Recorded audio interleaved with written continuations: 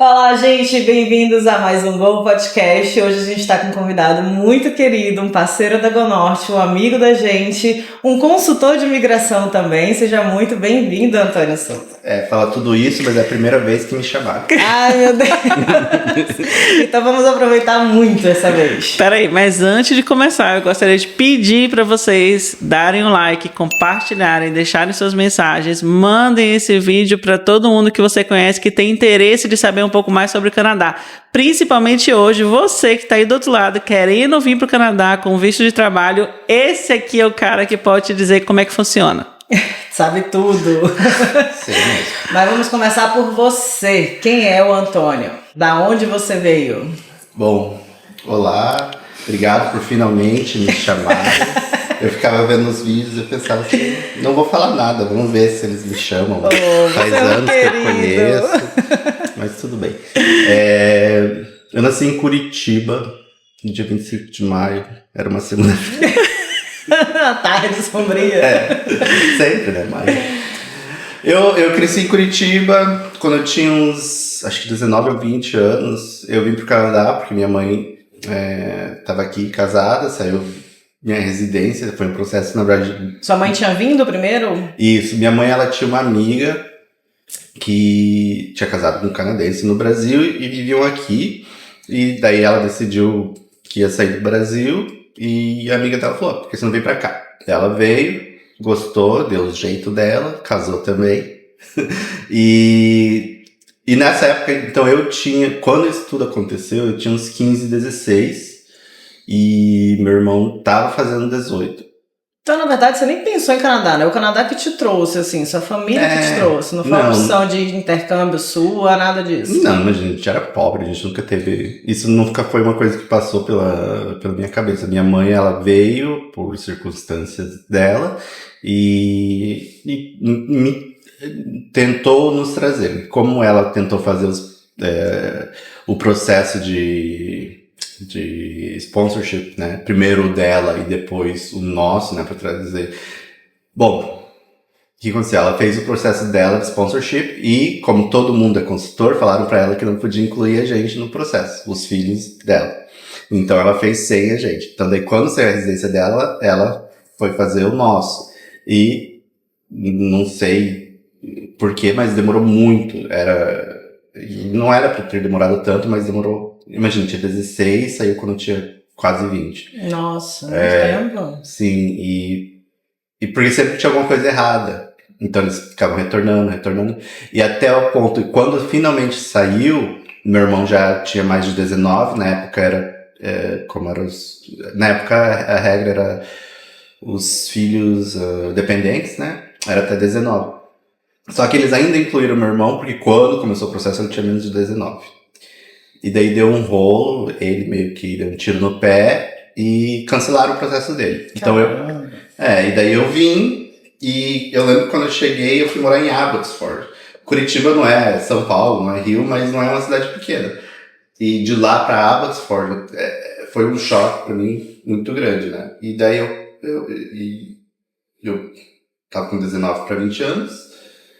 Eu pensei, bom, eu vou tentar ver o que acontece e fiquei, né? Faz quase 20 anos já. Mas depois que você veio, você chegou a voltar a morar no Brasil ou não? Ficou aqui direto? Eu voltei pro Brasil uma vez em 2012, por um mês e meio só. Então você é muito mais canadense do que brasileiro já. Culturalmente sim, mas... Indo para aquele papo que a gente tá falando de pessoas que querem vir pro Canadá. Se você é a primeira geração, pelo menos a minha experiência, né? Se você é a primeira geração de imigrantes, né? Você nunca vai ser daquele país. Eu acho que não importa o país para qual você está indo. Então você está imigrando mais para os seus filhos e netos, né? Nunca vão te ver realmente como um canadense. Se eu voltar pro Brasil, nunca vão me ver como brasileiro. Eu acho que não é nem as pessoas ao redor, acho que é você mesmo. Eu acho que já não tem mais lugar fixo, né? Mas uma coisa, Antônio, que eu te admiro, assim, porque você já veio com certa idade, 20 anos, né? Mas o inglês é muito bom e você é extremamente adaptado aqui. Eu acho que você se sai muito bem nas reuniões em inglês, você se sai muito bem conhecendo o mercado aqui. Você é uma pessoa extremamente já enraizada, apesar de que você não se vê como um canadense. Eu sou de Gêmeos, né? Não, mas eu entendo o que você está falando. Eu acho que depois que a gente sai da nossa origem, perde as nossas raízes, é difícil fincar. Então a gente meio que fica um alien, né? Não tem território fixo, é um extraterrestre, assim, Sim. eu acho, né? Eu tava pensando nisso esses dias, que eu acabei de me mudar para outro apartamento e eu tava pensando, a cada 2 anos, mais ou menos, eu tô me mudando. Porque até nesse, claro, em sentido menor, mas e no Brasil, imagina, minha família vive na mesma casa, vai fazer quase 70 anos já. É diferente. A realidade é completamente diferente. Não, assim, a ideia de que vamos nos mudar não passa. A minha avó já recebeu diversas ofertas no terreno dela, nunca pensou em entender. E os vizinhos são os mesmos vizinhos da vida inteira, né? É outro estilo de vida. Eu sinto isso com a família do meu marido também. Ninguém tem muita cultura de viajar, de mudar, de sair. Já eu sou completamente desprendida. Eu vejo isso nos móveis. Tipo assim, os móveis lá, eles reformam aqueles móveis. Geralmente é difícil família de classe média ficar trocando os móveis, né? Aqui meio que descarta.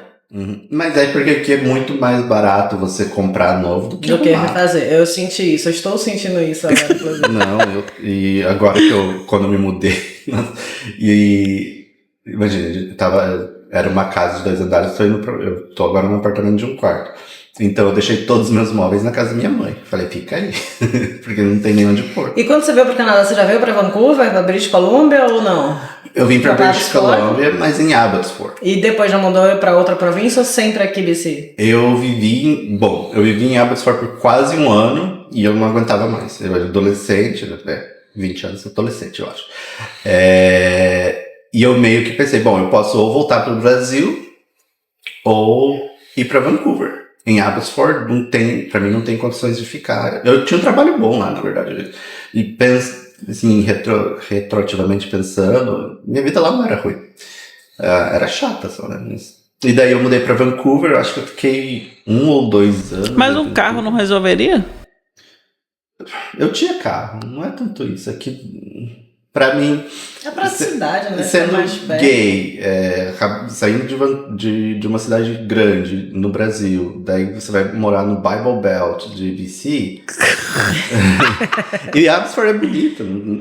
Todas as cidades aqui eu acho que são bonitas. Eu acho que é o estilo de vida mesmo que você queria, né? É muito quieto, não tem nada. E eu acho que o que pega bastante, até hoje, assim, é a dificuldade de fazer amigo. Eu acho que é pra todo mundo. Com qualquer pessoa que eu falo, tem uma dificuldade gigantesca em fazer amizades aqui. Independente da cultura, você acha que, independente da cidadania que eu tô falando, é canadense com canadense? Mas eu acho que é porque você já não é mais brasileiro.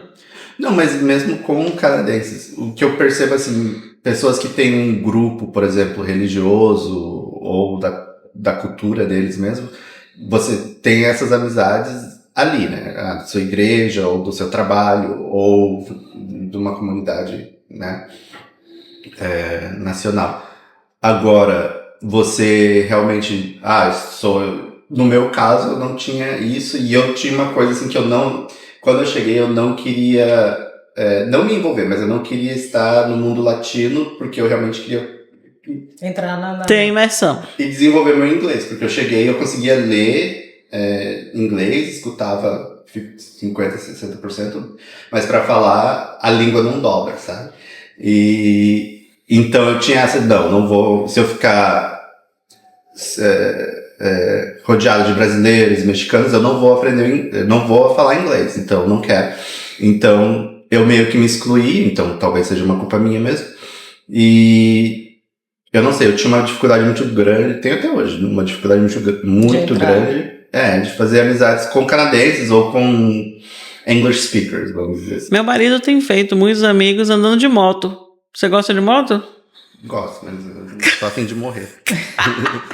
Ele anda. Difícil, o tráfego é tão tranquilo. Ele anda de moto praticamente todo final de semana no verão, né? E ele tem um grupo, uma galera. Eles têm grupo de WhatsApp, eles se reúnem, me chamam, eu tô fora também. Eu falei, não, pra mim não rola. Mas... eu queria, mas Eu vou ter que comprar uma moto agora pra fazer amigo. Não, eu tenho 3 amigos, 4 amigos, tá ótimo, né? Tô velho. Mas eu acho né? que eles não são difíceis de entrar. Quando você tem contato com canadenses, pelo menos na minha pouca experiência, eles são super receptíveis. Eu acho que nós, latinos, que somos mais animados, que queremos mais farras, e eles não são dessa cultura. Então não é que é difícil, é porque é diferente Não, mesmo, lembra da né? farra? Uma vez a gente foi fazer o Natal da Gol Norte. Vamos, Antônio? Vamos, mas vai ter que ser farra e não sei o quê. Eu falei, vamos, Antônio, vamos. Todo mundo foi, menos ele. Mas eu falei, eu gosto de esquentar, eu gosto de falar, vamos fazer, todo mundo enche a cara, daí eu não vou. Não, e tem um grupo de consultores de imigração e todo mundo, não, vamos encontrar assim, onde? Vamos, Antônio é o primeiro. Não, vamos. Eu falei, é o primeiro que não vai. Não vou mesmo. Mas vem cá, você veio, mudou para Vancouver, e aí sua vida ficou mais animada? Você achou que valeu a pena essa mudança? Valeu, eu acho que pra mim valeu, assim, não... Financeiramente não foi o ideal, porque financeiramente em Abbotsford minha vida realmente era melhor. Eu ganhava mais, pagava menos aluguel. Só que eu acho que por causa da minha idade, por causa da minha orientação sexual, estar em Vancouver era o que eu precisava mesmo. Eu chego, tipo assim, eu casada com filho pequeno, vida noturna zero. Aí outro dia eu fui para um jogo de futebol aqui em Vancouver e passando pelos os bares lotados, tipo assim, baladão. E eu falo pro meu marido, aí, ó, se nós fôssemos solteiros, provavelmente a gente teria esse estilo de vida. Mas quando as pessoas me perguntam como que é o estilo de vida de uma pessoa solteira aqui no Canadá, eu não sei dizer. Falo, nunca fui solteira. Nunca fui solteira, nunca participei disso. Mas parece que existe e parece que é bem animado, você concorda? Deve ser, não sei, eu tô velho hoje em dia, não sei. Mas, Tá fora do mercado mas também. é só passar pela Granville. Eles fecham a rua no verão porque é cheio, né? Mas e aí tem o outro lado que você vai gastar, tem um gasto extra e é muito caro, né? Beber aqui, por exemplo, uma cerveja. Eu fui no bar com um amigo, uma cerveja normal, um bar normal, nada. E deu quase $10 uma cerveja. E eu fiquei assim, caro. eu fiquei até assim, assustado, sabe? Falei, é uma cerveja especial? O que tá acontecendo? Não tinha nada especial. Então, por isso também no lado financeiro eu vivia pra pagar aluguel e só, né? Mas também era assim, 20 anos, não tinha realmente experiência de trabalho, tava desenvolvendo meu inglês e não tinha cabeça no lugar, né? Mas em relação à orientação sexual, você já falou isso 2 vezes e eu queria entender. Você acha que a realidade de uma pessoa homossexual aqui no Canadá e uma realidade de uma pessoa homossexual no Brasil é muito diferente? Em termos de preconceito, aceitação, liberdade? Sim. Ok. De novo, eu sou de Curitiba. Curitiba não é espelho pro mundo, né? Eu lembro em Curitiba, e também eu era adolescente quando saí de lá. Eu tinha mais amigos gays, com certeza, tinha muitos amigos gays. A vida noturna lá 1000 vezes melhor. Mas fora isso, isso que eu nunca vivi no armário, assim, com 16 anos, minha família inteira, desde criança, minha família inteira sabia que eu era gay. Mas assim, não... Até se você olhar as estatísticas, né, de violência, de pessoas que apanham, pessoas que são mortas, não é nem comparável aqui. E aqui você tem mais essa liberdade, mas pero não muito, né? Eu lembro uma vez, com 20 e poucos anos, eu tava com um kilt, que é aquela saia escocesa, e eu tava em New Westminster, e passou um carro, e o pessoal falando coisas homofóbicas, e eu fiquei pensando, nossa, eu tô no Canadá e ainda acontece, então... Mas isso aqui, pelo menos eu soube de um caso de um casal homossexual que estava andando e um grupo de brasileiros foi fazer piada. Foram presos e deportados. Sim, essa que é a coisa. As coisas são levadas mais a sérias. Então, eu, assim, de sofrer homofobia pessoalmente nunca aconteceu. Mas acho que é mais fácil se sentir confortável se você tá num ambiente que você teoricamente não vai sofrer agressão, né? Então você pode ser quem você é de uma maneira mais livre, acredito Sim. eu. Até, assim, quando você pensa nas travestis e transexuais, como elas, no Brasil, assim, eu vou falar, provavelmente você cancelado da internet, mas no Brasil você pensa ou prostituição ou cabeleireiro, por exemplo. E aqui não, é normal. É comum. Comum, Mas isso a gente vê até nas escolas, né? A educação começa bem cedo. Já nas escolas, já tem todo um apoio, um suporte do sistema. Então, eu acho difícil. Eu nunca vi aqui... Também eu não estou na pele para saber, mas eu acho que é um país muito acolhedor.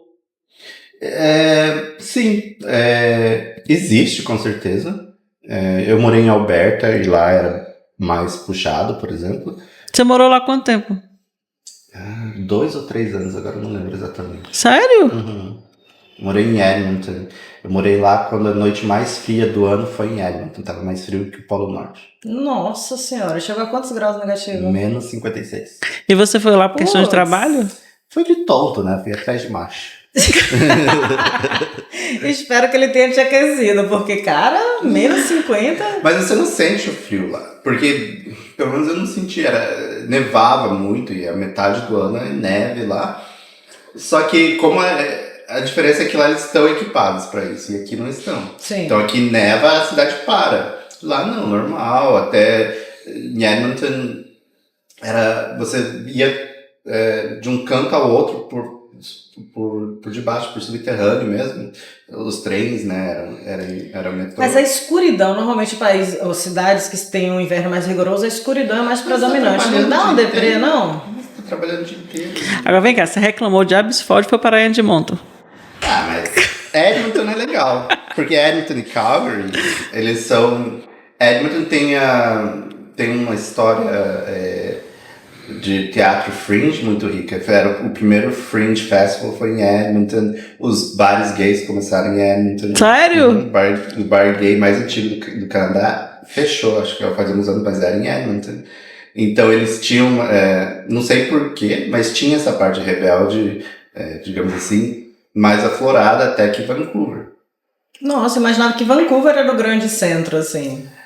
Porque tem regiões que, pelo menos eu sou leiga no assunto, mas que eu passo, parece que são bairros ou cidadezinhas específicas para o público, né?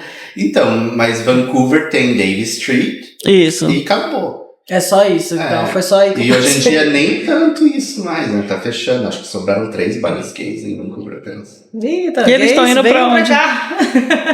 Eu acho que o que tá acontecendo é que... Bom, eu realmente não sei. O que eu falar agora vai ser bem achismo meu mesmo. Eu sei que, por exemplo, 2 dos bares gays ali, o Pump Jacks e o Junction, na Davie Street, são do mesmo dono. Acho que é um casal. Então, eu tava até falando com meu amigo, o que vai acontecer quando esse casal morrer? Acabou o business. Acabou os 2 bares, né? Ele vai sobrar, acho que tem mais um só, Numbers. Então, não sei, porque eu lembro que quando eu cheguei tinha muito mais, a cena gay em Vancouver era bem maior do que ela é hoje em dia. Mas assim, em termos, você falou de Edmonton, falou de Vancouver e Abbotsford, eu quando converso com os clientes que têm interesse em vir para o Canadá, eu sempre falo para eles pesquisarem os lugares que eles se sintam pertencentes, assim, o estilo de vida faça sentido. E eu sempre coloco o inverno como um grande tabu, porque para mim era na minha época de pesquisa. Você falou de outros pontos de vista, tipo uma noite, um frio que não te incomodou. O que você acha que é importante as pessoas pensarem antes de escolher um local para vir para o Canadá? Eu acho que vai depender, primeiro, se eles estão vindo sozinhos ou com família e o porquê que eles estão vindo, né? Eu fui jogado no Canadá, né? Digamos assim, eu vim porque minha mãe estava aqui e fui viver minha vida. Mas se a pessoa vem, ok, eu tô indo para estudar, ok. O que eu lembro ter lido algo que o que causa mais infelicidade é o commute, né? O tempo entre... Eu não sei qual é a palavra. Cara, então esse é um ponto importante que você está trazendo, porque eu estou tentando convencer meu marido a mudar para Mission, para comprar alguma coisa. Pois é, e daí você quer... Imagine, eu tô em Langley, que eu pego a BR e venho, não é BR. Highway e venho. E demorei 1h30 para chegar aqui. E dizem que se você tem mais de 25 minutos de commute, o teu nível de vida, de felicidade baixo. Olha aí, Gabriela. Eu não concordo, não. Mas... Eu concordo que eu morei no Rio de Janeiro, na Barra, e trabalhava em Botafogo. Quando tinha engarrafamento, era 2 horas para ir, 2 horas para voltar. 4 horas eu perdi dentro de um carro trancada. Durante o meu dia. Então, tipo assim, eu comecei a ter dor no ciático, eu ficava extremamente irritada. Eu acho que faz todo sentido. Mas você não tá se mudando pra para trabalho, você está se mudando para sua família. Você já está pensando provavelmente na vida dos seus filhos. Então, né? É custo de casa mesmo que ela tá pensando, porque é onde o dinheiro dá pra comprar. Mas você já foi em Mission? Já. É minúsculo. Você já fez pesquisa sobre Mission? É minúsculo, não tem nada ali. Mas você já viu o nível de violência em Mission? É alto, é? Eu soube que é abisfórdia. Mission, porque quando eu tava comprando, eu também tava olhando. Mission é o lugar que tem o nível de violência mais alto de break and enter. Isso é em 2021, não sei se tá nessa coisa. Tem que ver essas coisas, enfim. Mas é algo pra pensar, né? Já que, tipo, se o Kilmild, que é essa distância de você sair de sua casa pra vir pra Vancouver, onde meu marido trabalha e tal, for algo que implique na qualidade de vida, e tem que pensar, né? Porque assim, não é que não dê para comprar aqui, mas comparando, se comprar aqui vai ser bem menor do que se você comprar mais distante. Você falou em Abbotsford, é uma cidade que fica a 1 hora daqui, praticamente, né? 1 hora e pouca, dependendo do trânsito. Que pra quem mora em São Paulo, 1 hora de trânsito não é... É de boa. É de boa, entendeu? Tipo assim, aí você compra algo maior lá e aqui seria bem menor com o mesmo valor. Então são coisas que a gente pensa. Sim, também, por exemplo, Abbotsford, Langley, Maple Ridge tem o West Coast Express, que é o trem que sai de lá às 6 da manhã, chega aqui super rápido e 6 da tarde ele volta, que é feito exatamente para isso, para esse commute. Então existem opções. Agora, se você vai sentar num carro... A highway, né? Highway number 1, essa que liga Vancouver ao resto do mundo.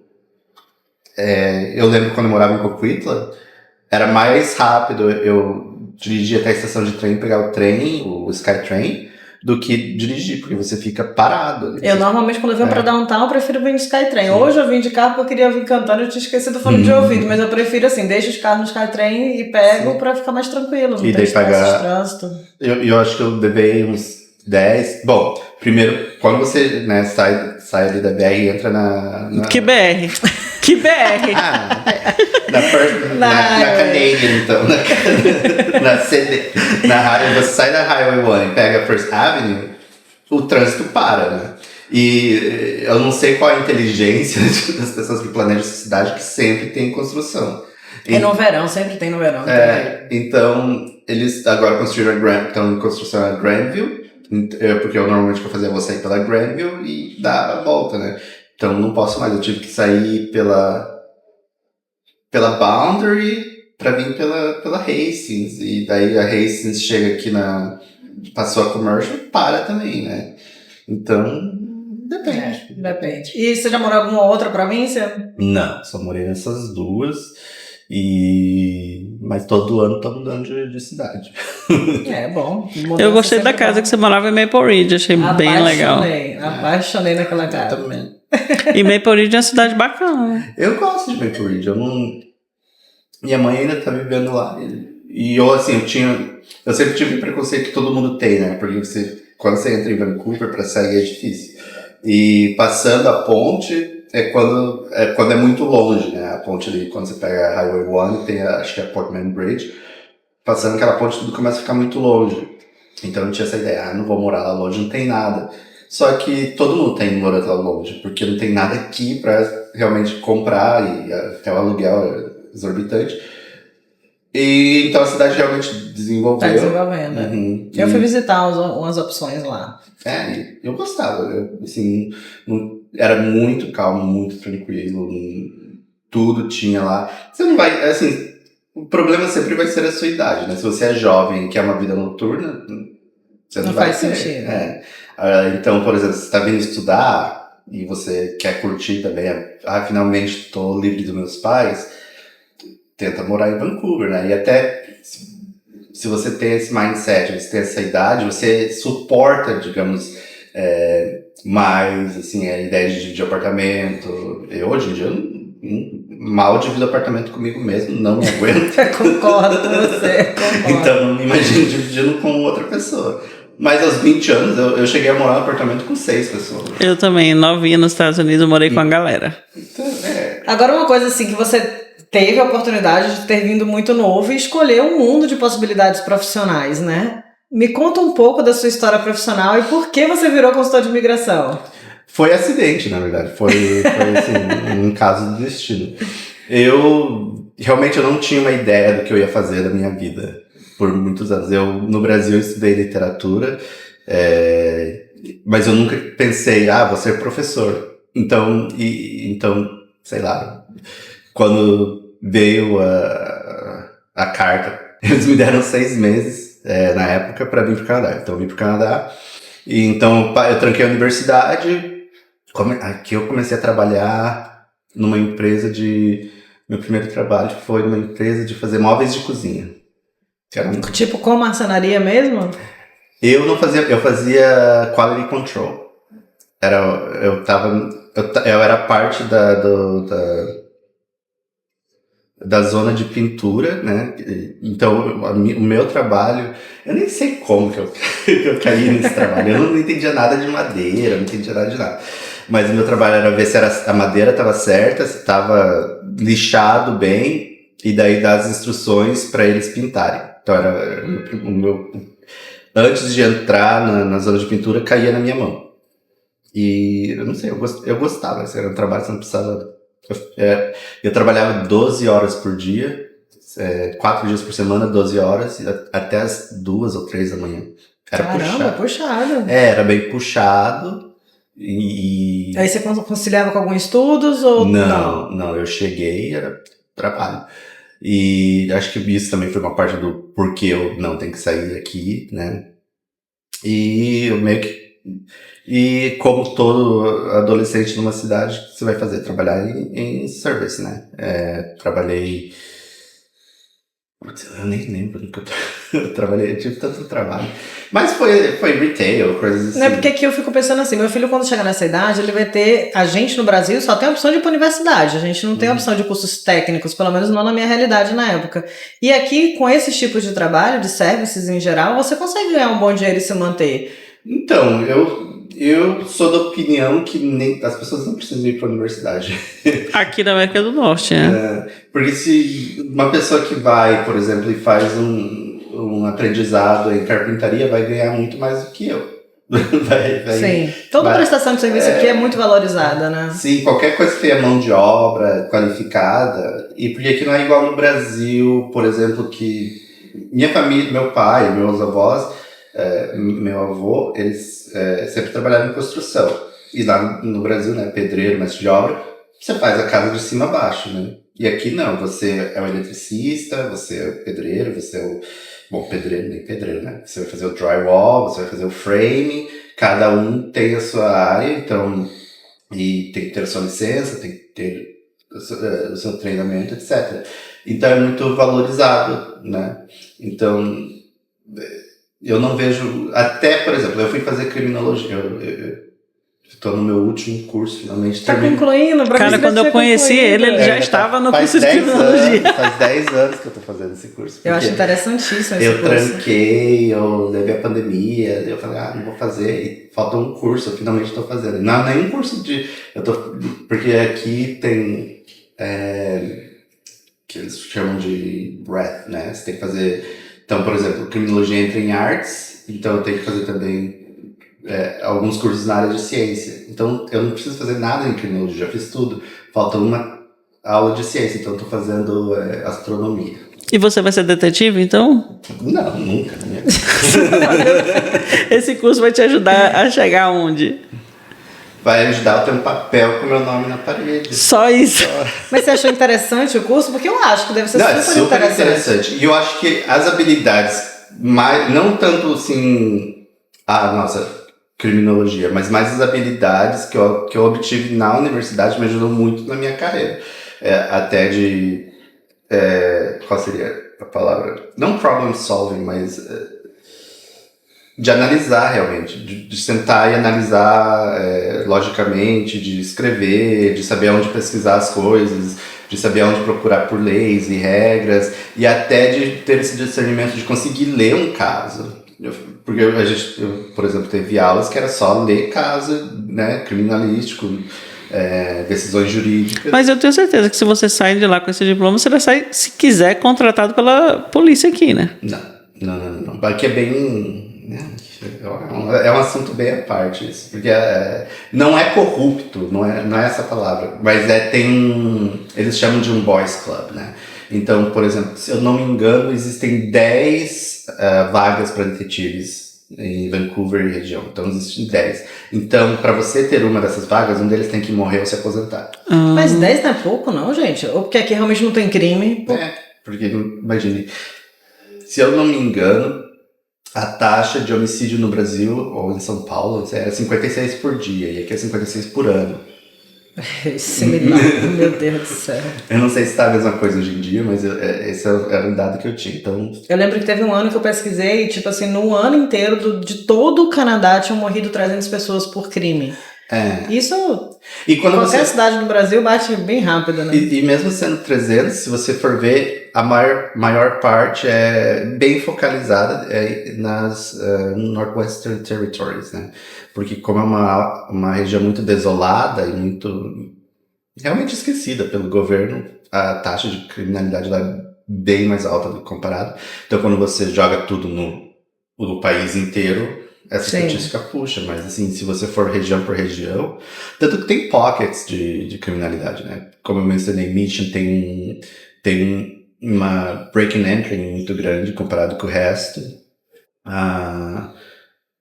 Não é Kelowna, acho que é Prince George, talvez, também tem uma taxa de criminalidade alta, mas não é assim que criminalidade no Brasil também, alguém vem com uma arma e te mata, é mais tipo, entraram na sua casa ou alguém tentou invadir seu carro, alguma coisa assim, né? Mas não agressão física para outra pessoa, tipo roubar o celular e te dar um tiro, isso aqui dificilmente aconteceria, né? Não, e quando você for ver, porque até o poder aquisitivo é diferente, né? Então,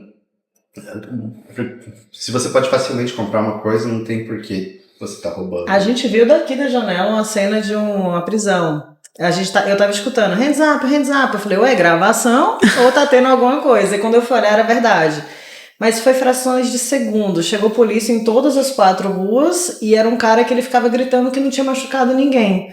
Então eu acho que provavelmente, não entendo nada de criminalista, mas eu acho que provavelmente a punição para uma agressão física deve ser muito maior para um furto de alguma coisa. Porque a preocupação dele era gritar que não tinha feito nada com ninguém. Aí abriram a bolsa dele, como eu estava de cima de camarote assistindo, tinha uns 3 laptops. Então eu deduzo que ele pegou o laptop de alguma cafeteria, porque aqui tem várias, né? E aí alguém gritou pegar ladrão e ele foi as polícias foram acionadas. Ele postou as câmeras. Não é? Eu achei interessantíssimo. Perdeu essa oportunidade. E o que me surpreendeu é que tinham vários apaisanas. Então quem segurou ele até que as polícias chegassem foram apaisanas. Que se identificaram, né? Quando os policiais chegaram e levaram ele no camburãozinho, que por sinal é chiquérésimo, e ele foi embora. Então eu achei tudo organizado. Provavelmente.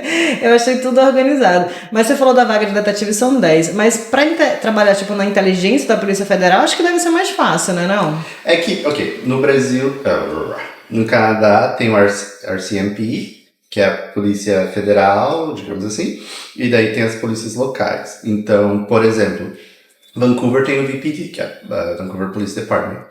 Então eles têm as regras dele e também o que eles cobrem e daí o RCMP era quem tomava conta de outras áreas. Por exemplo, a cidade fazia contrato com o governo federal para contratar o RCMP. Então, se eu não me engano, Langley, Surrey usavam o RCMP.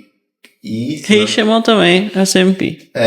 E se eu não me engano agora, Langley, Surrey e Abbotsford tem a própria polícia. Então não usam mais RCMP. Então sim, para entrar para o RCMP, como é nacional, é bem maior. Mas eles podem, por exemplo, digamos que o Jacaré. Eu fui pro RCMP para entrar, fui. E por que não entrou? Porque tem que ficar 6 meses em regime de treinamento. Sim. Aí eu fiquei, como é que eu vou largar meus filhos 6 meses? Os outros largam. Por que teus filhos são tão especiais? Não, eu que não consigo ficar longe, mas eu achei que era simples de entrar. Obviamente que a parte física não achei tão simples, mas era tipo assim, venha. Eu desisti na parte física. Eu olhei a parte física e falei, não vai rolar. Mas tem treinamento. Você pode ter lugares, tem academias especializadas em treinar pro RCMP. Mas o pior eu acho que não é isso, é que depois você entra, eles podem te mandar pra qualquer lugar do Canadá. Isso eu achei ruim. Mas diz que a necessidade aqui em British Columbia é muito alta, então muita gente que entra, que coloca que tem familiares, enfim, em BC, acaba vindo pra cá. Não significa que venha para Vancouver. Não, a mulher fala isso no treinamento. Ela fala assim, que É, eles dão prioridade. Ele fala assim, damos prioridade a quem tem família e relacionamento na província, ficar na província. Porém, a decisão é da necessidade. Com certeza, dou toda prioridade. E daí manda você lá pra Northwest Territories. Mas eu tenho família em BC, pois é, a gente deu prioridade pras outras pessoas. Pra você também estamos te dando prioridade, mas infelizmente vamos te mandar pra lá. Mas, por exemplo, eu não entendi porque eu não cheguei a questionar essa parte. Você, com esse curso, se fizesse um RCMP, você provavelmente ficaria no centro de inteligência por ser qualificado para tal, não? Depende de qual vaga está disponível e de qual posição você... Porque a gente, na verdade, quando você faz criminologia... Aqui, eu não sei como era no Brasil. Pelo que eu lembro no Brasil, quando você vai para a universidade, você ganha o teu schedule e você somente segue. E daí tem algumas seletivas, né? Relativas. Aqui, basicamente, tudo é seletivo. Você tem pouquíssimas classes obrigatórias e é seletivo. E, por exemplo, dentro da criminologia, tem algumas pessoas que você guia, essa seria a palavra? Não sei. Que você guia mais os seus estudos para estudos policiais, porque são pessoas que já estão fazendo isso para entrar para a polícia. E eu segui, a minha ideia realmente sempre foi mais investigativo e tal. Então eu fui mais para esse lado. CSI. Eu só pensei nisso, já te imaginei ali de CSI, descobrindo tudo. Então, porque a minha ideia era realmente, vou ser detetive. Só que... Cara, da onde que você tirou essa ideia de ser detetive? Porque eu sempre gostei de social sciences. Eu pensei, como que eu vou fazer dinheiro com ciências sociais? Criminologia, quero ser policial? Não. Mas então eu posso trabalhar com investigação. Eu acho fantástico, eu ficaria encantada. Mas eu sou velho, mas pra recomeçar alguma coisa assim. É muito legal. Minha mãe foi pra faculdade com 50. Sério? Ela foi fazer o quê? Ela fez auxiliar de enfermagem. Ela Que fez legal. 2 anos aqui, agora trabalha no hospital. Pô, que massa. Nossa, que bom. Vou repensar minhas escolhas. E o governo pagou tudo pra ela. Pagou tudo? Por quê? Porque minha mãe é boa na lábia, sei lá. Não, é que tem algumas condições que você tem que cumprir, né? Então, por exemplo, no caso dela, ela trabalhava em Alberta, naquelas minas de petróleo, que tem, né, que eles tiram petróleo da areia. De uns anos pra cá, ficou bem... Eles estavam basicamente... O que eles faziam? Eles davam layoff por algumas semanas e chamavam de volta. Só que como ficava nessa insegurança, chegou a um nível de realmente tortura psicológica. E daí durante a pandemia, eu não lembro exatamente o que aconteceu, mas minha mãe teve a oportunidade de simplesmente não voltar. Então eles deram layoff e não chamaram de volta. Eles chamam... acho que foi isso que aconteceu. Então, como isso aconteceu, daí tem os programas do governo, né? Que você pode procurar emprego e demonstrar que você não tem o treinamento para aquele emprego, mas que existe uma necessidade daquele emprego e o governo então paga para você fazer aquele... Que legal. Maravilhoso. Então, como ela estava procurando emprego na área e daí ela, né, queria fazer esse programa, esse curso, então ela ficou procurando emprego nessa área. E óbvio que ninguém contratou ela, porque ela não tem... As qualificações que precisava. Não tem... exatamente, porque você tem que ter a licença para trabalhar nisso. Então daí o governo pagou. Ela fez na Douglas College até. Muito bom. E como tu virou consultor? Você ainda tá estudando criminologia, como é que a consultoria bateu na sua porta? Eu tinha uma roommate, Adriana. Oi, Adriana. Adriana, você conhece, não? Não. A Adriana, ela trabalhava... Hoje ela vive em Montreal. Ela trabalhava numa escola de inglês, eu não lembro o nome agora, mas aqui em Vancouver, como ajudando estudantes internacionais a se adaptar, etc. E então tinham consultores que iam lá para fazer parcerias, né? E tinha a Linda, que foi minha primeira chefe, consultora, e foi lá fazer uma parceria e comentou que ela estava precisando de alguém. E a Adriana sempre falava pra mim, eu acho que você devia ser consultor de imigração, porque você fala bem inglês, você lê bem inglês, e por algum motivo eu tinha algumas pessoas que sempre acabavam vindo pra mim pra eu ajudar. Eu falava, eu não sou consultor, mas eu posso ir no site, ler pra você e te falar o que tá escrito. Basicamente, falar. E eu nunca fiz nenhuma aplicação, tá? Né? Deixa bem claro. Nunca, pra deixar bem claro. Enquanto eu não tive licença. Então ela falou, você meio que tem o arquétipo, digamos assim, pra isso. E foi isso. E daí ela me deu o contato da Linda. Eu lembro que eu fiquei uns 3 meses ligando pra Linda cada semana, cada 2 semanas. Porque aqui as coisas são lentas. E aqui é assim, tipo, você tem que encher o saco se você quer um emprego mesmo. E eu lembro que eu já tinha, e daí nesse período também eu já tinha pesquisado sobre, na época você fazia UBC pra pegar a licença e tal, eu já tinha pesquisado tudo isso, eu tinha trancado a minha faculdade na época, eu tinha trancado a faculdade porque eu tava meio que desanimado, então eu falei, vou fazer isso, tenho que trabalhar e vai ser melhor. E depois de muita encheção de saco, eu tive uma entrevista com a Linda e eu comentei, olha, eu quero, tem outros lugares, e na época eu lembro que eu tive mais 2 ou 3 entrevistas, eu falei, independentemente do que acontecer, é essa carreira que eu vou seguir, é o que eu quero fazer. Você se identificou como professor. E daí ela me deu a chance, realmente, que eu acho que todo mundo devia fazer. Começa a trabalhar na área antes, para ter essa experiência, para, né, entender, porque não é para todo mundo também, né? Eu já pensei em tirar licença até para ajudar a Renata nessa parte de processos, mas eu não me identifico na parte dos processos em si. Então acho que não é para todo mundo. A pessoa tem que realmente ter a veia. Tem que gostar de ler. Tem que gostar de ler e tem que ter uma empatia muito grande e ao mesmo tempo eu acho que se você não for tão empático é melhor, porque senão você vai sofrer junto com as pessoas. A gente sofre bastante. Agora, dentre várias categorias da consultoria de imigração, você escolheu LMIA. Eu não escolhi também. Caiu no meu colo. Você, né? Minha vida tudo caiu no meu colo. Sabe? Não, brincadeira. Trabalhando com a Linda, e realmente por causa do meu inglês, e ela trabalha mais com o público latino, ela sendo mexicana, e eu não falava espanhol na época, eu falava um portunhol bem arranhado, e então eu acabava sempre estando lidando com as empresas. E como eu lidava bem com as empresas, todos os casos de LMIA caíam em cima de mim.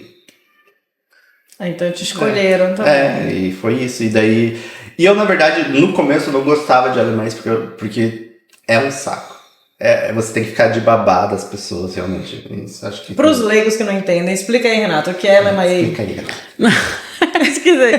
Bom, LMIA é uma autorização que a empresa solicita para o governo para contratar estrangeiro. A questão desse babá que o Antônio está falando, e eu concordo, é porque muitas empresas elas têm uma dificuldade de liberar as informações que precisa para submeter o pedido de LMIA. E daí você tem que ficar atrás. E, é bem complicado, né? Mas, assim, muitas pessoas que estão no Brasil, eles tendem a entrar em contato, principalmente com a gente da GoNorte, falando, quero ir trabalhar no Canadá. É o sonho de todo mundo já chegar com emprego garantido, com salário garantido e vir para o Canadá achando que vai ser mil maravilhas. Não é bem assim, é todo um processo que é exigido, é todo um tempo de processamento. Fala um pouquinho mais dessas facilidades e dificuldades dessas pessoas que querem vir para cá só pelo trabalho. Em que sentido? Em todos, tipo assim, estou no Brasil, acordei e quero ir para o Canadá. O que é que eu preciso fazer para achar essa vaga, para ser contratada, para chegar aqui com a LMIA? Boa pergunta. O que você precisa para chegar aqui com a LMIA? Bom, como a Renata falou, a LMIA é para empresa, não é para pessoa. Então, e a maioria das empresas não sabem desse processo, não conhecem esse processo. E eles acham que é um sponsorship, né? Que eles são... Responsável por aquele aplicante. Que tem que dar casa, comida, etc. Não, o LMIA, ele como a Renata disse, é uma autorização para a empresa contratar um trabalhador estrangeiro que não tenha já um work permit aberto, né? Que não seja um estudante com work permit aberto, por exemplo. E é só isso. Então, é um emprego como outro qualquer, do lado da empresa, do lado do trabalhador, ele só pode trabalhar para aquela empresa se ele pode pedir demissão, ele pode ser demitido, Ele pode trocar de emprego e de empresa, só que essa outra empresa vai ter que passar pelo processo Mesmo de processo. LMA. Você me perguntou... Por exemplo, eu estou aqui no meu computador no Brasil aplicando para um monte de vaga no Canadá. As pessoas se interessam por mim, mas as empresas muitas vezes não sabem que eu estou no Brasil ou que eu não tenho work permit. Então, quando chega no meio da entrevista, elas falam, você não tem work permit, não posso te contratar. Existe alguma coisa que eu, como candidato, posso fazer pela empresa? Tipo assim, me contrate que eu resolva a burocracia, me contrate que eu pago um consultor, ou não? A empresa já tem que ter ciência? Como é que faz? A empresa não tem que ter ciência. O que quando as pessoas vêm com esse caso para mim, que eu falo, primeiro venda o seu peixe, no sentido de ganha a vaga primeiro, e daí depois pode falar, ok, beleza, então a gente vai precisar fazer um LMIA para poder considerar o que é isso. E daí você pode, ou se você já tiver assistido vídeos ou tiver o conhecimento, tentar explicar para a empresa, ou marcar uma consulta e tá ali junto com o consultor, com o advogado, com a empresa, para a empresa organizar. Entender. Ajuda se a pessoa já estiver fisicamente no Canadá? Sim, no sentido de se você está aqui, você tem esse contato com a empresa, é mais um incentivo. Qual que é a palavra? É muito mais fácil você fechar negócio pessoalmente do que por telefone. É o que eu acredito e é o que eu falo para as pessoas também. Venha estudar inglês para aperfeiçoar o inglês e aproveite, faça uma entrevista presencial ou venha se apresentar. Eu acho uma coisa importante que eu sempre falo para as pessoas. É possível você conseguir oferta de trabalho estando fora do Canadá. É possível, só que é difícil. Por que é difícil? Por que esse processo de LMIA é tão complicado para as empresas quererem fazer o LMIA para trazer os profissionais do Brasil, que a gente sabe que tem muitos profissionais qualificados? É pelo custo que envolve e pela burocracia. Então, hoje, a taxa do governo que a empresa tem que pagar é de $1.000, contratando... Por aplicante. Então, contratando um consultor, um advogado, esse valor vai ser maior, em torno de 5 mil, às vezes até mais. Então, a empresa investir esse valor em um funcionário que eles não conhecem, que não sabem se vão se adaptar aqui. Porque a gente sabe que tem muita gente que vem e fala, não gostei.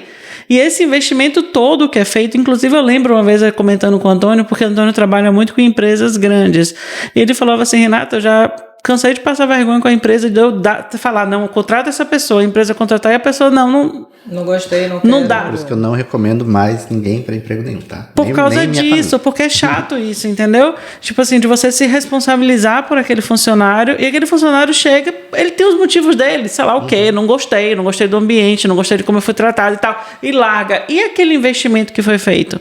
Pois é perdido, porque quando você faz o LMIA, digamos que a empresa faça para 10 posições de carpinteiro, você coloca, daí você tem que dar os nomes das pessoas, e a pessoa, tendo o nome ali no LMIA, aplica para o Work Permit. Esse Work Permit sendo aprovado, aquela posição foi usada, ela não pode, daí você não pode pedir demissão. E substituir o funcionário, né? Antes dessa posição ser usada, você pode trocar o nome da pessoa, a pessoa desistiu, a pessoa não quer mais. Isso antes, depois não. Depois foi usado e acabou. E sim, existem... Eu até hoje trabalho com uma empresa, por exemplo, que ontem eu recebi um e-mail que 4 pessoas foram de folga, de holidays, e não voltaram. Caramba. Então, são 4, no mínimo ali, $4 mil perdidos. E a gente não tá pensando... a empresa tem que pagar também os primeiros 3 meses de seguro de saúde. A empresa, querendo ou não, vai sempre ter um treinamento, porque você tem que se adaptar. A empresa estava contando, então, especialmente empresas de vai ter que gastar com recrutamento de novo, com tudo de novo, né? Eles têm contratos para cumprir, então agora eles vão ter que gastar pagando overtime para os outros trabalhadores. Então eu nunca, não é que eu não fico do lado da empresa, eu não sinto, acho que você consegue entender os dois lados. Existe o problema do funcionário, que muitas vezes não dá conta, ainda mais na área da construção, que realmente é pesado. E existe o lado da empresa que está sendo prejudicado, obviamente. Sim, é muito... como eu disse, minha família, meu pai, meu avô, meu irmão sempre trabalharam em construção. Meu pai, ele veio aqui, ele trabalhou uma semana em construção e falou, não aguento, e voltou para o Brasil. Sério? Aqui é mais pesado do que o Brasil? Mais pesado que no Brasil. Então eu achava que era diferente. Eu tenho o primo do meu marido nos Estados Unidos, ele chegou para trabalhar na construção. Eu falei, cara, você não vai dar conta. Vou dar conta, vou. Ele voltou, ele era branco do cabeça ao pé, assim, do pó, do cal, sabe? Da construção. Ele chegou, Renata, não dou conta, não? Não. É pesado. Gente, mal comparando, eu tentei minhas próprias mãos pintar o teto de um banheiro, lavabo, pequenininho. Quando o Edson chegou em casa, eu tava branca das cabeça aos pés, que não tinha noção nenhuma que aquele filho da puta, aquele teto ia despencar na minha cabeça. É muito difícil pra uma leiga. Então, tipo assim, o que eu vejo muito no Brasil é as pessoas quererem vir a trabalho de qualquer jeito, acreditando que vai pegar qualquer vaga e vai dar conta. Não é assim, né, gente? Tem que ter pelo menos o mínimo de conhecimento Não, técnico. mas aí talvez a pessoa agora disponibilidade. tá ouvindo do Brasil aí, tá ouvindo o Antônio falando, não, pô, essa empresa tá com 4 funcionários que não apareceram. Aí a pessoa tá pensando, pô, Pode ser eu. vou mandar o currículo, Antônio, eu tô disposto a tudo, cara, essa vaga é minha e tal, e tal. Não é assim, Vai né? lá, Antônio? tentar. Então, por isso que eu falo que é melhor vir. Se você puder vir como estudante para ter esse work permit, mesmo podendo trabalhar 20 horas, para você já ter essa experiência. E a pessoa que está preparada a tudo, realmente, se você realmente está preparada a tudo, o que eu vejo assim, na minha experiência, até na minha experiência de vida, se você não tem se o que você tem no Brasil, você tem para onde voltar, digamos assim, e você tem essa segurança, você não vai estar disposto a tudo. Você não vai, não, eu tenho que realmente trabalhar. Eu tive trabalhos pesados quando eu estava aqui, porque para mim, a opção de voltar para o Brasil não era uma opção, realmente. Eu ia voltar para quê? Então, É que você falou que sua família era pobre, né? Sim, a família sempre foi muito pobre. Mas não tanto por isso, era assim, pô, eu sou gay, vou voltar para Curitiba, pobre, que vai ser da minha vida, né? Então, não, eu fui e realmente tive que fazer acontecer. Mas eu já teve um caso que era meio engraçado, porque o cara era médico no Brasil, e dele não queria vir, eu fiquei assim... Eu conheço um médico que virou da área de construção e tava feliz quando eu encontrei com ele. Tem gente que e beleza, mas ele veio, ficou tipo uma semana aqui, ele falou, não, eu vou voltar para o Brasil, minha vida é muito melhor no Brasil. Eu falei, realmente, eu acredito que seja, você é médico no Brasil, sua vida vai ser provavelmente muito melhor. Eu acho que para cada um tem a sua balança, tipo assim, financeiramente falando, minha condição financeira no Brasil era melhor do que minha condição financeira no Canadá. Qualidade de vida no Canadá é muito melhor do que no Brasil. E olha que eu sou privilegiada. Então, você é casada com o jacaré, né? Mas assim, eu acho que o que falta... Eu acho que quando você tem que botar na balança... Eu não conheci o jacaré. Você nunca conheceu? Não. Gabriela, você tem que convidar pra sua casa. Eu vou achar os meus vídeos de eu dançando. Se eu te convidar na minha casa, você vai, porque você foge de encontros. E aí? É que eu sou antissocial, por isso. Aí, tá vendo? Meu filho também é, meu marido às vezes, então a gente resolve Quem isso que vai aí. cuidar dos meus cachorros? Ah, não pode levar cachorro. O Rafael tem pânico de cachorro. Não, mas é só pra jantar. Tipo. Vai que você faz uma comida que eu não gosto. Aí eu faço o que Aí você quiser, fala o seu então, você cardápio. escolhe. Eu vou pelo jacaré, Vamos combinar esse encontro. Ele é tímido, ele vai ficar com vergonha. Ele vai ser Vai chegar lá daqueles. todo sério, né? Ele vai ser daqueles cara, que. vou ficar dando em cima do jacaré. Ai, meu Deus, uma concorrência. Eu não vou levar uma concorrência pra minha casa. Mas bom, vamos combinar esse jantar. Mas vem cá, voltando ao assunto LMIA. O que você acha hoje que é mais fácil conseguir na área, assim, da profissão que o LMIA tá mais... Não é que isso tenha mudado. O que aconteceu ficou mais difícil. Não, simplesmente voltou a ser como era antes da pandemia. As regras que estão agora, que só 10% de cap, que tá demorando mais, etc. Sempre foi assim, pelo menos desde que eu comecei a trabalhar com isso. Mudou durante a pandemia, por causa da pandemia, e agora voltou a ser como era. Não pode mais trocar de status dentro do Canadá. Nunca pôde.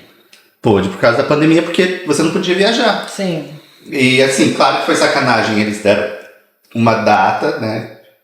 E daí, agora não pode mais. Tipo, mudaram essa data, beleza. O que a gente vai fazer? Nada, a gente se adapta. A eleição tá vindo e por isso tá acontecendo, tudo isso tá acontecendo por causa disso, obviamente. Sempre usam imigrantes como uma moeda de troca, né? Querendo ou não. E então, assim, nesse sentido, para mim, no meu trabalho, no que eu faço, realmente não mudou.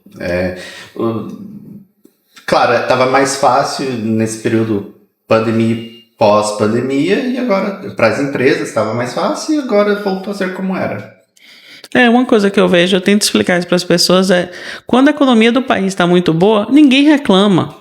O canadense não reclama, ninguém reclama. Quando a economia não está boa, aí você começa a ver as reclamações. E tem muito a ver com a questão da economia, a empregabilidade, e essa empregabilidade, eles começam a cortar aqueles que Não são canadenses. não são canadenses, como uma resposta, como o Antônio falou, eleitoral.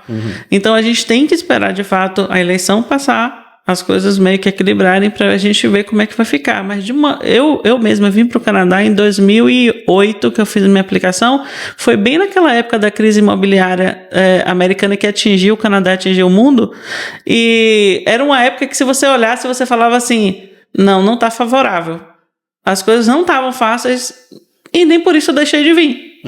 Meu processo foi aprovado. Não, quem quer fazer, faz acontecer. Isso eu acredito. Por mais que o governo não esteja ajudando nesse primeiro momento.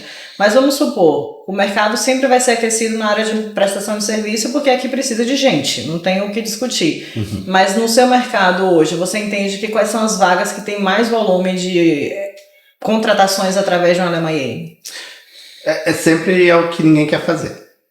Construção, limpeza, serviços como manicure, sai muito pra mim. Cara, manicure, quando você vai, que eu tô até que tendo que fazer minha unha, quando você vai no salão é só vietnamita. Sim, porque os donos dos salões são vietnamitas. Não, mas só tem vietnamita em todos os salões. Sim, eles contratam vietnamitas, as pessoas... Nem fala inglês, né? Muitas vezes nem fala inglês. E eu acho que não é coincidência, é uma coisa mais logística, né? Os vietnamitas contratam os seus, e eles são os donos de salões. Se os brasileiros começarem a abrir salões, vão contratar mais brasileiros, vai ter mais brasileiros. Só que... Mas é um mercado que eu acho que eles dominam aqui, de salão de beleza, os vietnamitas. Sim, como os filipinos estão mais na área de cuidados pessoais, por exemplo. Isso, enfermeiros. Mas vamos lá, então essas prestações de serviço, salão de beleza, construção, se a pessoa quiser se preparar para vir em inglês, com certeza é indiscutível. Tem hospitality também que pega muito, né? Hospital, sim, cozinheiro. O que a gente chama de front of house, não muito, né? Tem, mas é mais para estudantes que estão aqui. Então, por exemplo, se a pessoa vem como estudante, pode trabalhar 20 horas, é mais fácil dela arrumar, digamos, nessa área de hospitality, um trabalho de server e hostess, do que uma empresa que vai fazer um processo de LMA para eles. Normalmente é um processo meio que oposto. A pessoa vem para cá, consegue um emprego, tá acabando o work permit, tá acabando o visto de estudos, a empresa daí faz o processo porque gostou do trabalho. Quanto tempo tá durando o LMA agora? Porque assim, se a pessoa vai aplicar, tá? A empresa está disposta a contratar, tá no Brasil, quanto tempo demora o LMA e quanto tempo demora a autorização de trabalho? Voltou como era antes. Antes sempre eles têm essa tempo de processo de 6 meses e ultimamente tinham levado uns... Mas estava sendo aprovado mais rápido, né, antes? Sim, mas sempre eles podiam demorar 6 meses, eles sempre puderam demorar esse tempo. E eles estavam fazendo rápido, e o que aconteceu? Porque teve esse backlash, tá tendo um abuso na área agro, então agora eles estão demorando mais porque eles estão levando mais tempo investigando, digamos, cada aplicação. Então, tá realmente demorando 4 meses para receber uma resposta e provavelmente vai voltar como era antes, que levavam 6 meses. Eu tinha processos que levavam 1 ano, às vezes, que era um saco, mas... E o prazo do Closed Work Permit é em média 1 ano, podendo ser renovado por mais 1 ou já é 2 então, direto? Se é low wage é 1 ano. E você pode pedir para 2, se você conseguir explicar, nunca vão aceitar, você pode explicar o melhor que seja, eles não aceitam. Mas você pode pedir, mas low wage 1 ano, high wage e high skill 2 anos. E pode renovar por mais 2? E não estava tendo algumas aplicações que eles estavam aprovando para 3 anos? Tinha. Eles, normalmente, se for assim, que a gente chamava de NOC 0, né? Se você vai de gerente, posições super altas, eles podem dar os 3 anos, mas normalmente você quer pedir, normalmente vai voltar o que era antes, que eles dão os 2 anos, ou entre 1 e 2 anos. Vai voltar a ser isso. E como você disse, por isso é bom já ter o inglês. Porque a pessoa tá vindo para realmente migrar, né? Ninguém se presta, digamos, a essa condição. Se não tiver um propósito maior de imigração no Exato. final. Agora vamos lá. LMA a gente não é processo de imigração, o Closed Work Permit é um visto temporário. Como que as pessoas se beneficiam do LMA e do Closed Permit para pontuação para processo de imigração? Essa experiência de trabalho no Canadá é extremamente importante para qualificar você, a pessoa, para o programa provincial. Só que a gente tem visto uma competição muito grande em muitos programas provinciais. Então foi isso que o Antônio falou. Você ter o inglês já vai te ajudar a você ter chances no programa de imigração. E hoje, uma recomendação que eu estou dando para meus clientes, eu falo isso seriamente. Invista no francês. O francês tem sido um diferencial muito grande. E dá o LMA Exempt. E que pode fazer com que a empresa não precise fazer o processo de LMAE caso você tenha o nível de francês exigido para conseguir seu job offer. Então, assim, o francês é um diferencial. Eu sei que muita gente fica, mas ninguém fala francês no resto do Canadá inteiro, a não sei em Quebec. O que eu vou fazer com o francês? Eu não sei o que você vai fazer com o francês, mas que vai te ajudar a você conseguir autorização de trabalho e qualificar para os processos de residência permanente, vai te ajudar. Então, hoje, eu super recomendo que vocês invistam no francês. Peraí, gente, você falou do provincial, eu quero entender a pontuação que o LMA pode dar para o Express Entry. O sonho é o 200 pontos, mas não é todo mundo que consegue. É uma minoria que vai conseguir os 200 pontos, né? Normalmente você tá no Nokia A, B ou C, no nível normal, digamos assim, você tá vindo como carpinteiro, como cozinheiro, até como arquiteto mesmo.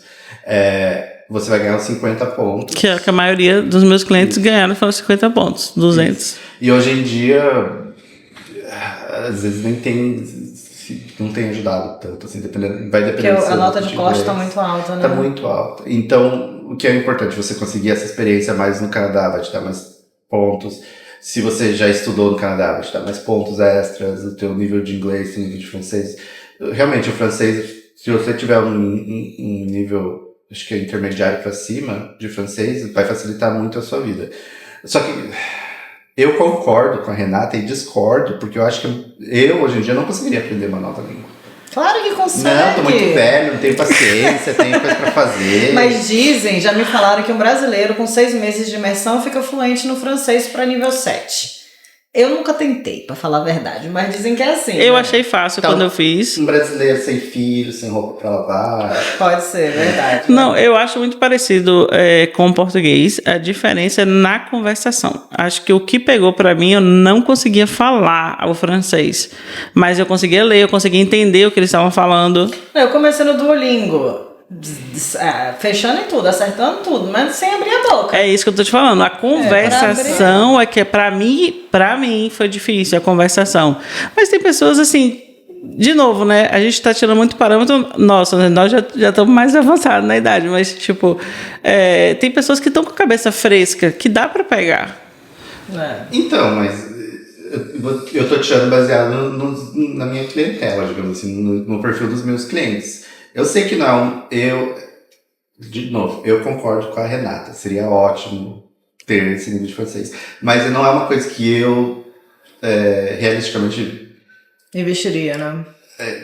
poderia recomendar para os meus clientes, que eu sei que não vai acontecer, eles mal conseguem aprender inglês, entendeu? Entendi. Então, assim, se a pessoa tá, de novo, tá jovem, tá ali, consegue, ou mesmo tá solteira e gosta, tem gente que realmente tem uma facilidade maior, sim, 100%. Aprenda francês, se o teu intuito é realmente a imigração, vai facilitar muito. Se essa não é uma possibilidade, talvez fique longe dos centros, dos grandes centros, que os processos de migrações regionais e até de outras províncias é muito mais fácil, né? Quando a gente olha o BCPNP, eu acho que nem eu hoje em dia seria convidado pelo BCPNP, sabe? Nem Gabriela também. Tá quanto? 130 agora, né? Tá 130. Na minha época, quando eu fiz, eu tinha 120 e a pontuação tava 112. Eu nem entendo quem são essas pessoas, realmente. Eu não sei quem... Eu tava fazendo para um amigo meu que ele tem 2 formações, fala inglês, trabalhou 3 anos no Canadá, é mais novo que eu, e ele não consegue a pontuação. Isso eu ainda fiz... vamos ver se você tivesse um LMAE. Não consegue. Eu não sei como que as pessoas estão entrando por esse processo. Eu acho que vai ser assim, mestrado e doutorado. Vai ser isso, eu acho. Eles estão. Não, a gente tem a lista específica das profissões de demanda em BC que facilita, que sim, tem a pontuação verdade. mais baixa. E essa galera com pontuação alta, eu vejo muita gente que está fora da Grande Vancouver, porque pode ganhar até 25 pontos. Então, assim, você formou, tá aqui, tá trabalhando. O BC PNP, na parte de experiência de Canadá, só vai contar 1 ano. Então, mesmo que tenha 3, não vai fazer diferença. Tem a experiência profissional como um todo, aí você pode pontuar. Mas a experiência no Canadá vai ser 10 pontos, então não ajuda, mas não é tudo. Se tiver o francês 4, que é baixo, aí você ganha mais 10 pontos. Então, de novo, você não precisa ser fluente no francês, mas ganha 10 pontos se tiver o nível 4. Então, assim, tem algumas coisas que pode fazer para melhorar, mas de fato tá muito, muito, muito concorrido. Sim, e os programas regionais, eles são mais fáceis. Os programas de outras províncias, muito. Atlântico é muito bom. Teve um. Ai, agora eu ia fofocar. Teve uma. Diz que Disseram. que teve um cliente de alguém que nós dois conhecemos, que ele tava com a família dele. Ai, meu Deus, se ele estiver ouvindo, ele vai se identificar.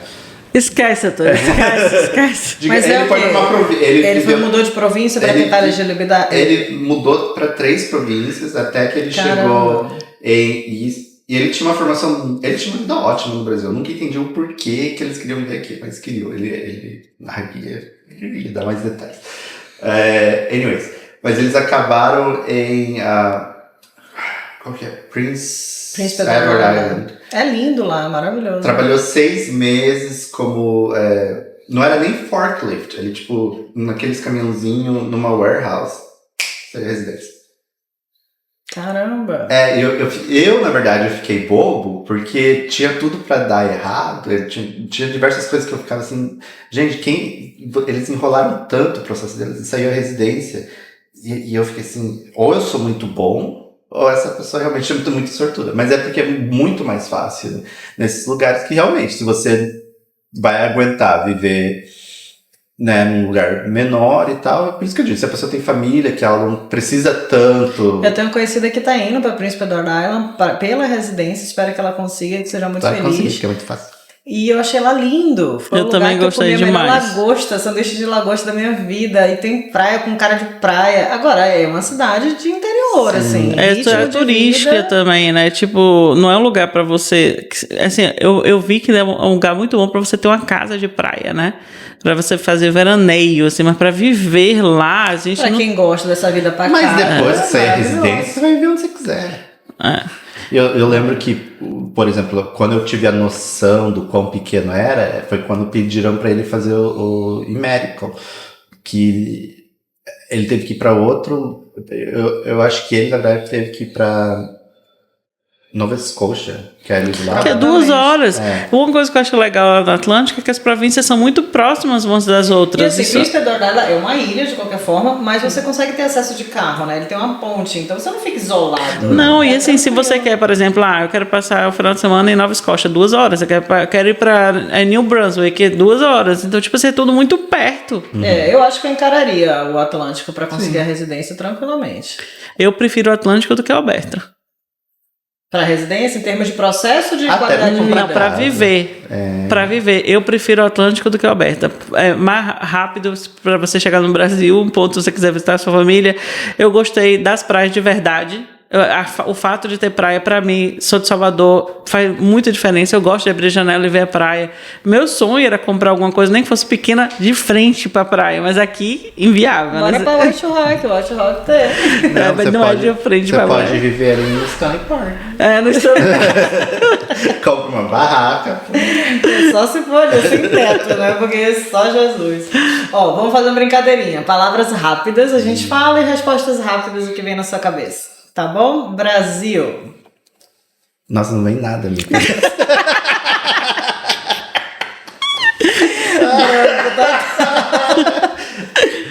Passado, realmente, então. Nossa, não vem nada.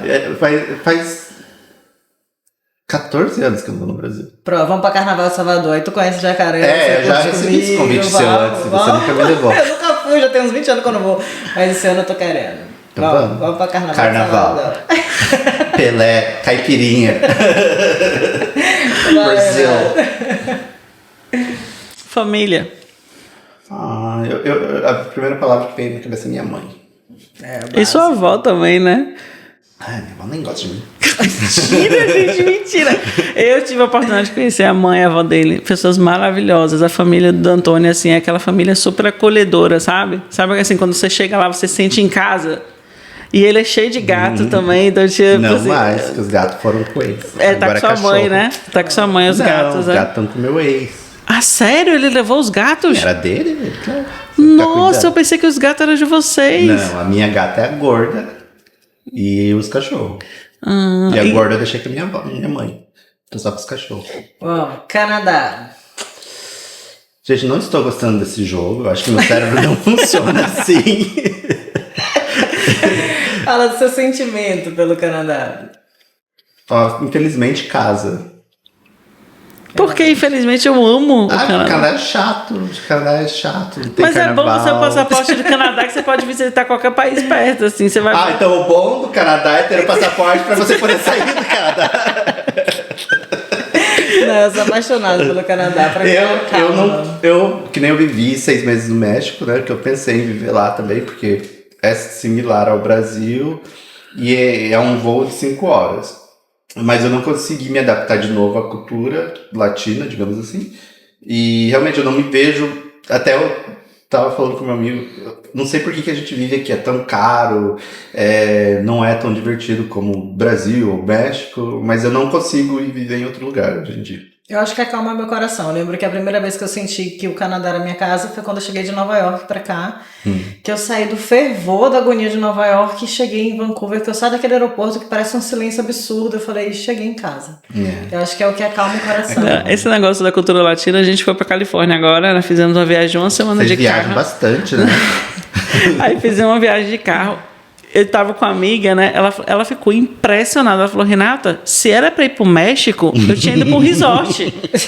O que eu tô... Racismo. O que eu tô fazendo aqui na casa? Ela ficou assim, porque era tanto mexicano, mas tanto. Eu me sinto em casa, adoro hablar meu portunhol, sabe? Tipo, amo comer taco, eu tô feliz da vida também, tá de boa lá conhecer a Califórnia. Mas ela ficou chocada. Mas o teu relacionamento com a cultura latina é um relacionamento com criança, adoro. Lógico. Lá. Adoro quando os outros têm filho. Eu não quero. Mas assim, que nem eu falei, vivendo no México, realmente eu tava muito feliz, sabe? A comida é mais barata, a comida é melhor, comparado com aqui, né? Calor e tal, praia. Só que chega um momento que assim, você começa a perceber a realidade. Quando você começa a sair desse resort, né? Você sai ali da região Visitar turística, e viver são coisas diferentes. e daí você começa a ver a pobreza, você vê as pessoas como não existe a realidade, né?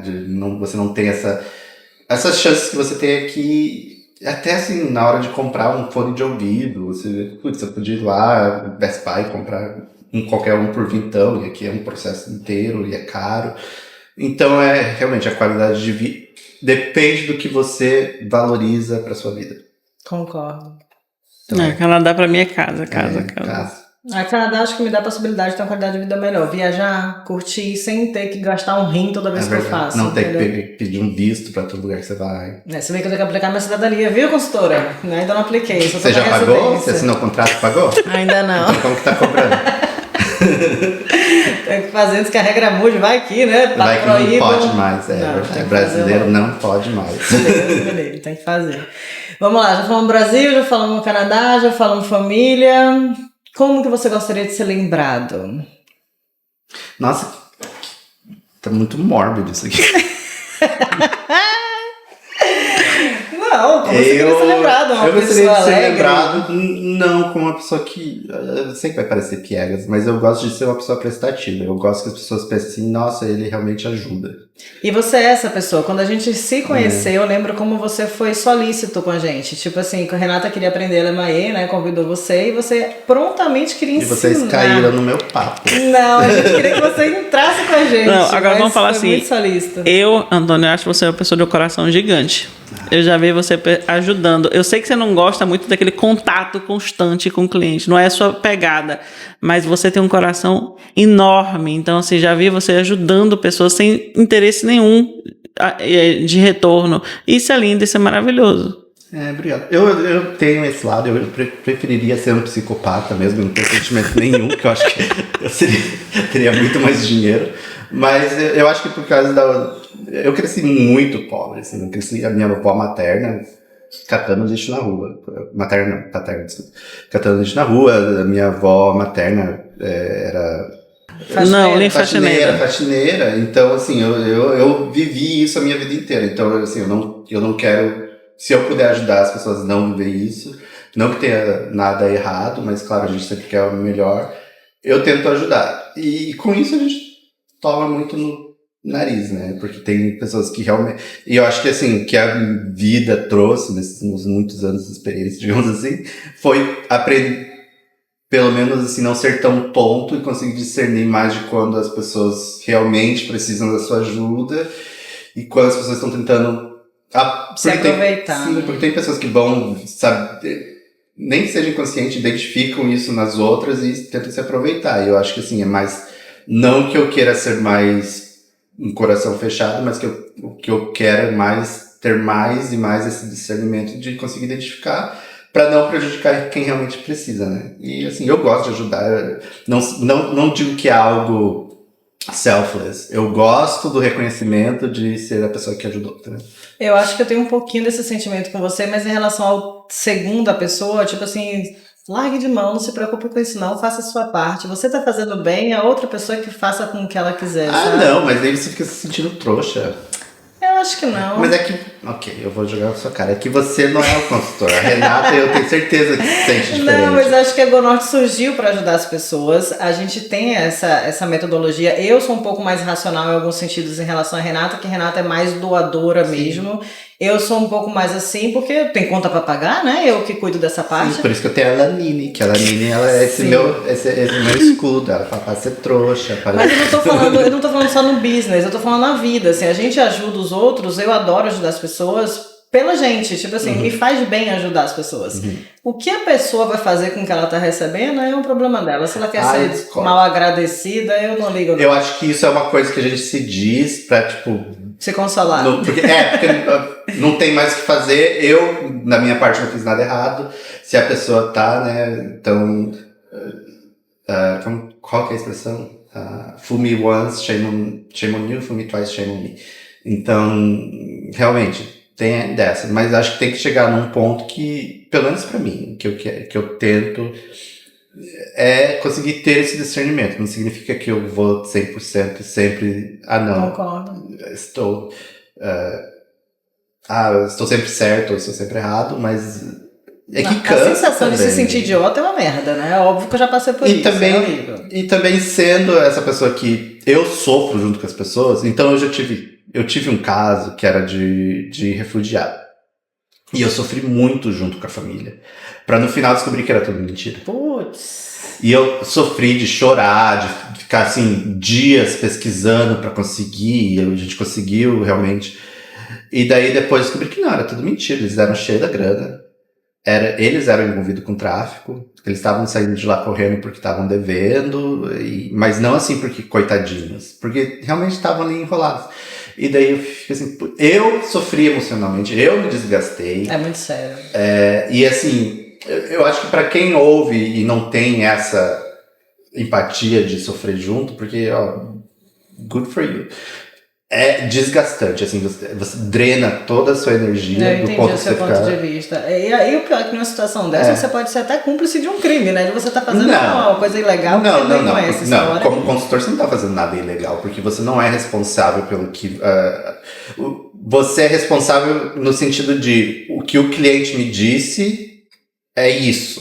Eu não alterei o que ele me disse. Entendi. Eu não tô fazendo nada ilegal. Ele mentiu, mas você não pode ser responsável pelo que o outro fala. Agora, se a pessoa me diz X e eu coloco X ao quadrado, ou X ao quadrado seria um exemplo ruim, porque sim, você pode deixar mais dramático, mas se a pessoa diz X você diz Y no papel, aí sim, eu como compositor seria mentindo. Não, eu pensei no sentido assim, dele te ludibriar de tal forma que você acabasse sendo conivente com alguma coisa que então, não seria mas daí correto, não, né? Mas daí você não, como consultor não, né? Como consultor eu estou representando a pessoa, sim. Né? Eu não tô aqui, eu tô aqui dizendo, olha, ele diz isso e aqui está, porque assim, num caso desse, a pessoa diz que está sofrendo qual que é a palavra? Assédio? Isso, um assédio, mas assim, uma jura de morte, não sei a palavra. Perseguição, talvez. Isso, que vão me matar. Ameaças é muito crível, porque a literatura diz que sim, ó, e é isso que você usa num caso desses. Diz, sim, olha, a pessoa é dessa região, esse tipo de ameaças acontece. Então é mais... existe o termo legal que a gente usa, que é more likely than not, que mais é verdade. provável que não que seja. Então assim, não estou dizendo 100% é verdade, põe uma mão no fogo, mas a probabilidade de ser verdade é mais do que 50%. Então, né, esse é o meu trabalho. Só que nisso, você tá ali ouvindo história, a pessoa chorando na sua frente, você sofrendo junto, então você quer realmente ajudar, e daí você tá ali, putz, se não aprovam, essa pessoa vai voltar e vão matar. Então tem essa pressão, né? A emoção toda envolvida. E daí turns out que era tudo uma mentira. Então, fora o que eu já passei, agora eu me sinto trouxa. Mas ele foi aprovado? Foi, tá ótimo. Caramba. Mas acho que ter um coração bom é nobre, não é todo mundo que tem. E eu acredito que você tenha, que pelo menos foi a sensação que a gente teve quando a gente se conheceu, da sua vontade de ajudar, de estar junto. Você não cobrou absolutamente nada por isso, que é muito raro de acontecer. Vocês estão pagando a conta.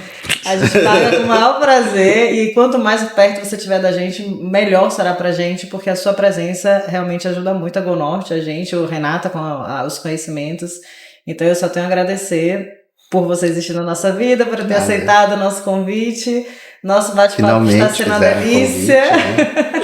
Finalmente. Antônio, obrigada por você ter vindo. Foi uma conversa maravilhosa. Eu espero que essa conversa, vocês consigam compartilhar com todo mundo que quer vir para o Canadá, porque valeu super a pena ter você aqui com a gente. E quem quiser saber mais sobre a Lemaie, vou deixar o contato do Antônio aqui, né, para vocês entrarem em contato. Pode ser pela Go Norte, pode ser pela empresa dele. Contato Go Norte, e o Go Norte passa para gente. Ele tem a empresa dele, a gente tem a nossa, então a gente trabalha em conjunto, tá? Então é isso. Marca um horário. Muito obrigada, Antônio. Foi uma delícia. E eu vou ficar com essa caneca. Tá jóia. Beijo. Tchau, gente.